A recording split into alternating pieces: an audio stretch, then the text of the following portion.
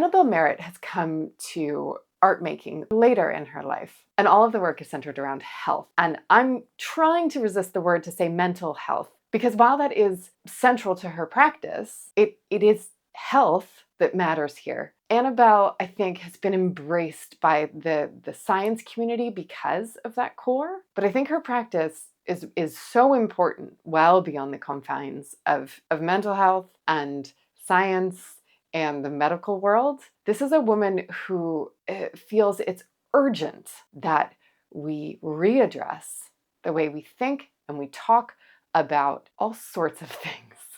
And like I said, I'm struggling to really find the words because I don't think they exist. And that's exactly what Annabel is pushing in her practice.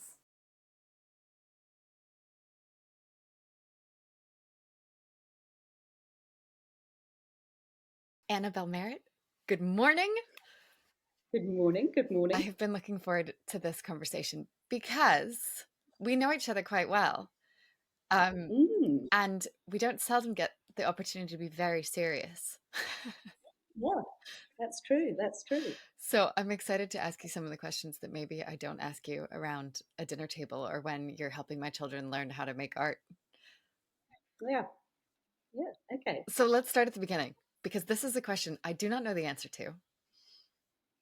Why has it taken you so long to accept that you are an artist? Oh, goodness. Wow. I don't know. Hmm.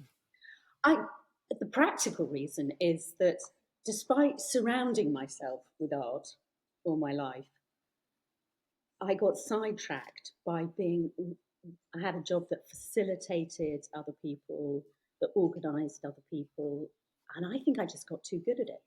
What was that job? So it was project managing, Hmm. basically. And so the work kept coming. And I was a freelancer and I just got good at it. And you earn money and then you have a lifestyle that needs money. And Hmm. I just, I think that's probably the only answer because I was always looking at art and thinking about art. And then when I started to paint my first painting lesson, the lady teacher said, "Have you painted before?" And I said, "No." And I said, "But I have spent my life looking at art." And she said, "Oh, you've been looking at art with an artist's eye." Huh. And I thought, yeah. But that was in my 40s. And I'm in my 50s now. So I've been um, a late starter. And what do you think kind of propelled you to go take a painting class?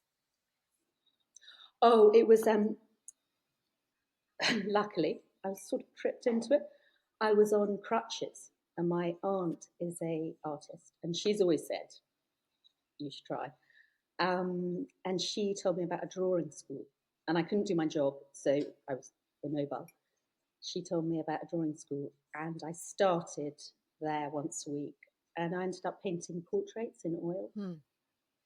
Um, and then I was more seriously ill, and that pushed me into becoming sort of a lifestyle change, and that's pushed me towards doing it full time, and I've done it full time ever since.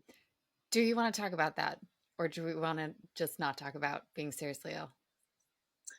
Um, I don't think about it very much. The only thing I think about, which I'll share with you, and that's probably enough, is I probably got the best bit of advice I've ever been given. When I left the cancer complex, as it were, my cancer nurse said to me, "Play your cancer card early." And I was kind of baffled. But what she meant was that I have power to change things, and people forget. People forget, and she's so right. People were asking me questions about what I was going to do. I was thinking, I have no idea. I mean, it was 2 years too early to even think about it. Um, but people forget. And the thing about making lifestyle changes is it's pretty inconvenient to people around you. That's all it is for me anyway. I mean, I wasn't making any drastic changes, but it's only really inconvenient because they have to change. Um, and I had the power to inconvenience people. And I pretty much there and then, as I crossed the road when I left, I just remember it so well. I didn't know if I was going to get a taxi or bus, and I just stood there, thought, I'm going to art school. I'm going to be a full-time artist. It's great. It took a while to kind of put it all in place and jettison these things in my life that were really inconvenient, like earning money or various things, too boring. So I think that's probably all I have to say about being ill. It's fantastic. Man, that hit though. I don't know if you saw my face. I was like, right. Because it is true. I think we forget like what we have power over. Yeah.